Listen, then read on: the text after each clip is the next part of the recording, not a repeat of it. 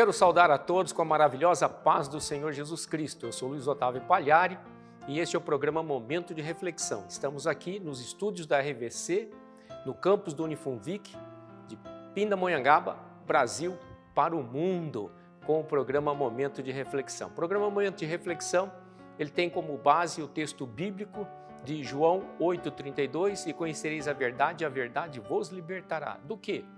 De todo engano, de toda falsidade, de toda mentira. O programa é conduzido com temas e assuntos diversificados, sempre confrontado sob a luz da Palavra de Deus.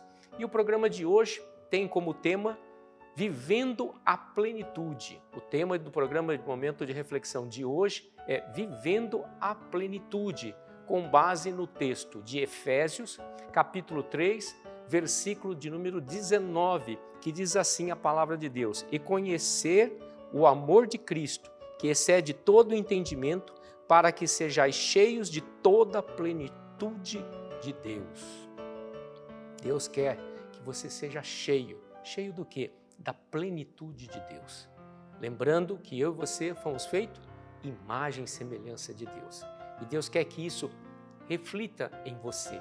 Deus quer que você transborde isso, para que você viva uma vida em abundância, uma vida feliz, uma vida que Ele considera, segundo as Escrituras Sagradas, como bem-aventurado, feliz, né? Por isso eu gostaria de compartilhar o texto mais completo desta passagem de Efésios 3, dos versículos 14 e 21, que diz assim a palavra de Deus: por causa disto, me ponho de joelhos perante o Pai de nosso Senhor Jesus Cristo, do qual toda a família nos céus e na terra toma o nome, para que, segundo as riquezas da sua glória, vos conceda que sejais fortalecidos com o poder pelo seu Espírito no homem interior, para que Cristo habite pela fé nos vossos corações, a fim de que, estando enraizados e fundados em amor, perderdes perfeitamente compreender com todos os santos qual seja a largura, o comprimento e a altura e a profundidade,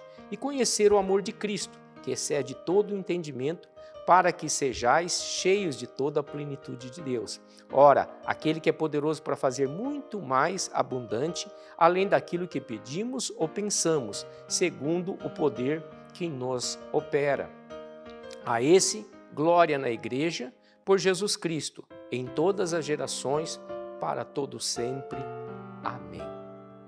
A palavra de Deus vai nos trazer a mensagem de que esse Deus é poderoso, é grandioso, é maravilhoso, e Ele quer fazer coisas maiores do que pedimos ou pensamos.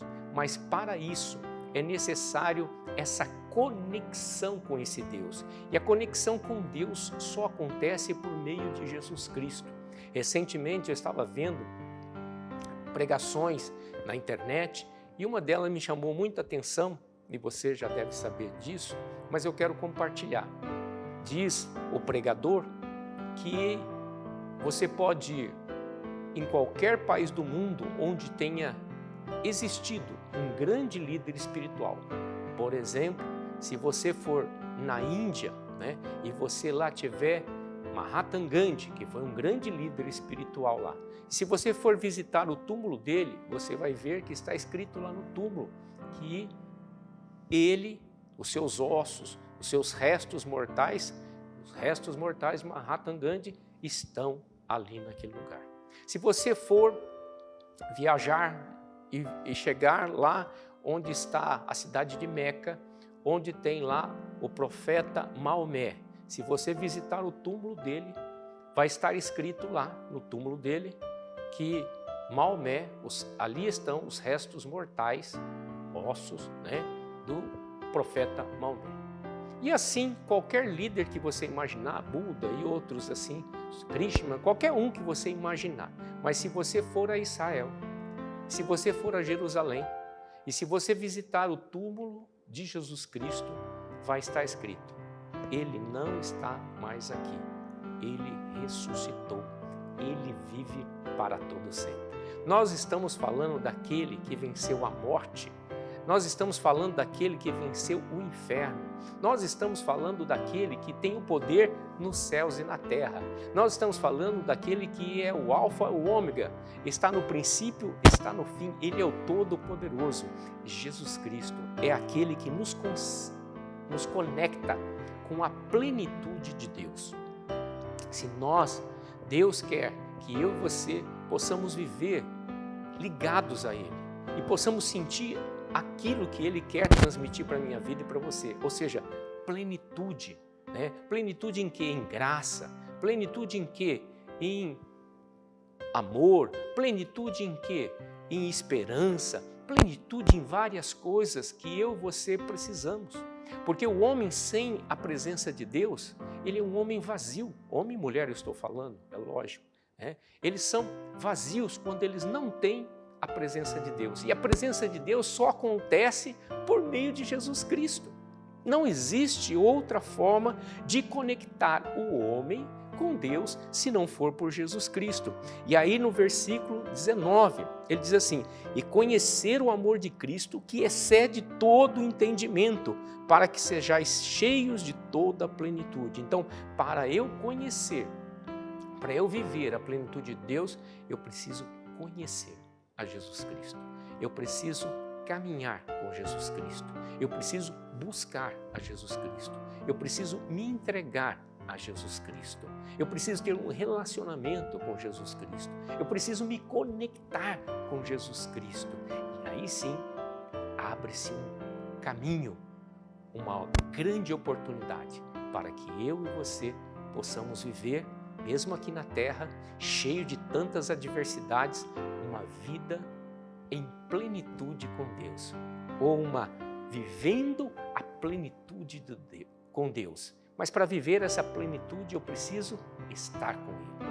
Por isso, esse programa, o Momento de Reflexão de hoje, quer te levar a uma reflexão para que Deus quer e deseja que você viva a plenitude dEle, mas para isso Ele está te despertando que existe somente um caminho, e esse caminho é Jesus, né? Nós estamos encerrando esse primeiro bloco, nós vamos por um breve intervalo e voltamos já já com o programa Momento de Reflexão de hoje com o tema Vivendo a Plenitude.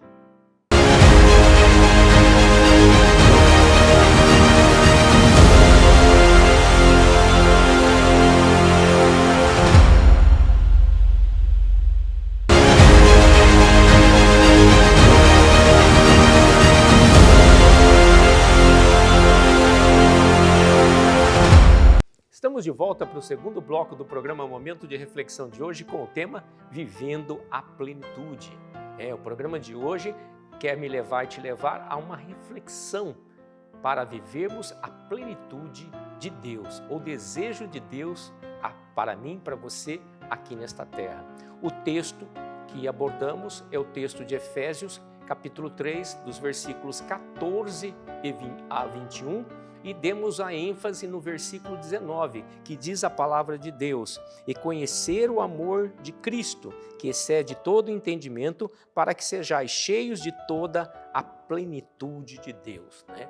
A palavra de Deus me prova e te provoca para você refletir, pensar e agir de forma a você viver a plenitude de Deus nesta terra. Você precisa conhecer o amor de Jesus Cristo.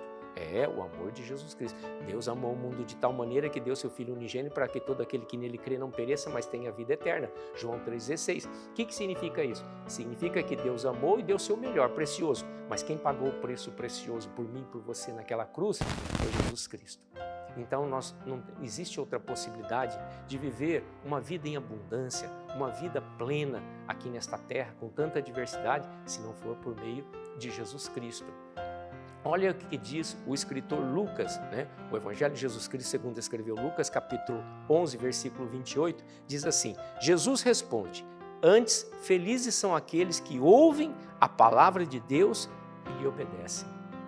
Em outra tradução diz assim: mas ele disse, quem disse? Jesus. Antes, bem-aventurados os que ouvem a palavra de Deus e aguardam. Então, uma das formas de eu viver a plenitude de Deus é eu ter um relacionamento com Jesus Cristo. De que forma?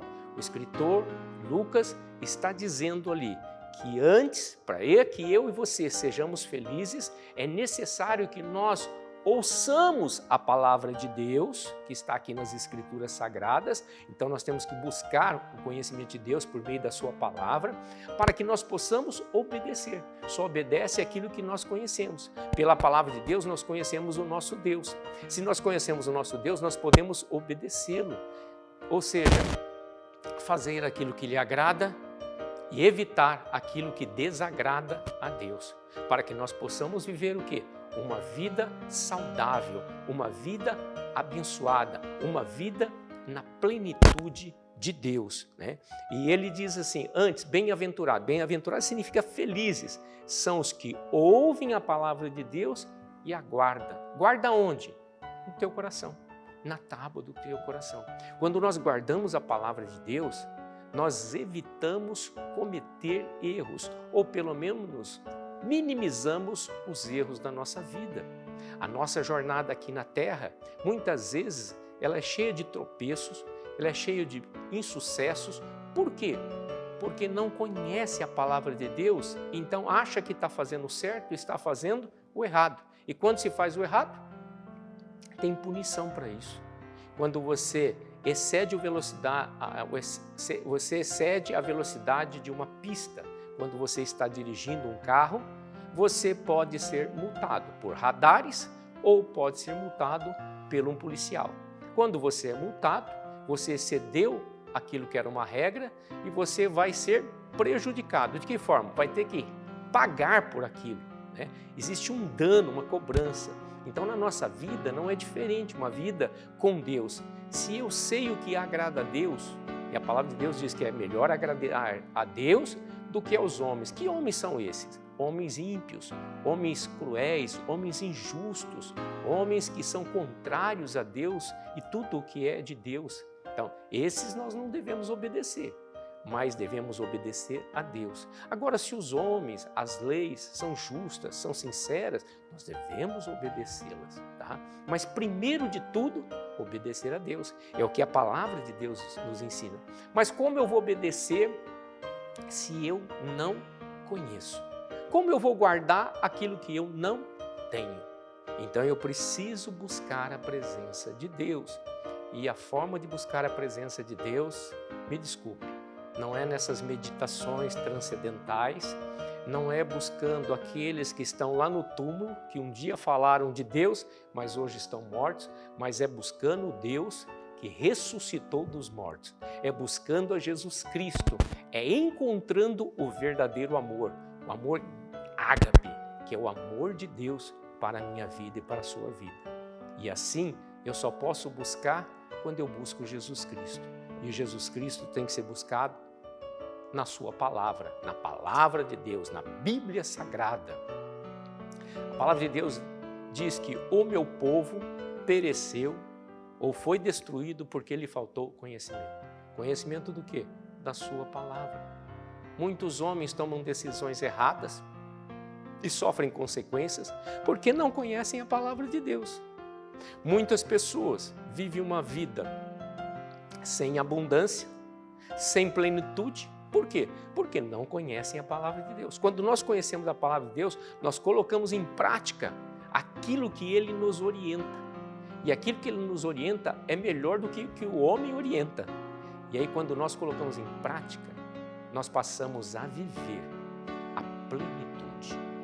Deus quer que eu e você vivamos a plenitude. Ele fica o tempo todo insistindo comigo e contigo. Ele quer que nós vivamos isso. Mas para isso, existem condições que eu e você precisamos respeitar. Não tem como pular etapas. E uma delas é buscar a Jesus Cristo por meio da sua preciosa palavra. E depois, conhecendo a sua palavra, conhecendo a Deus, você passa a obedecê-lo. Você passa a consultá-lo. Eu posso fazer isso? Eu devo fazer isso? Eu não posso fazer isso? E Deus vai te direcionando.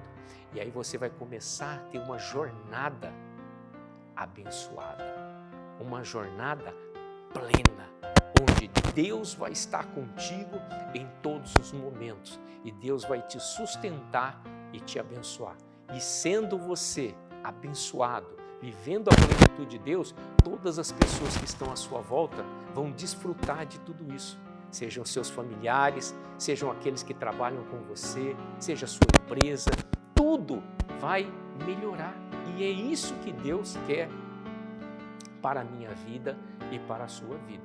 Por isso, o programa Momento de Reflexão de hoje, falando sobre vivendo a plenitude, quer te despertar a você buscar o amor de Cristo e viver essa plenitude. Nós vamos para mais um breve intervalo e voltamos já já com o programa Momento de Reflexão de hoje com o tema Vivendo a Plenitude.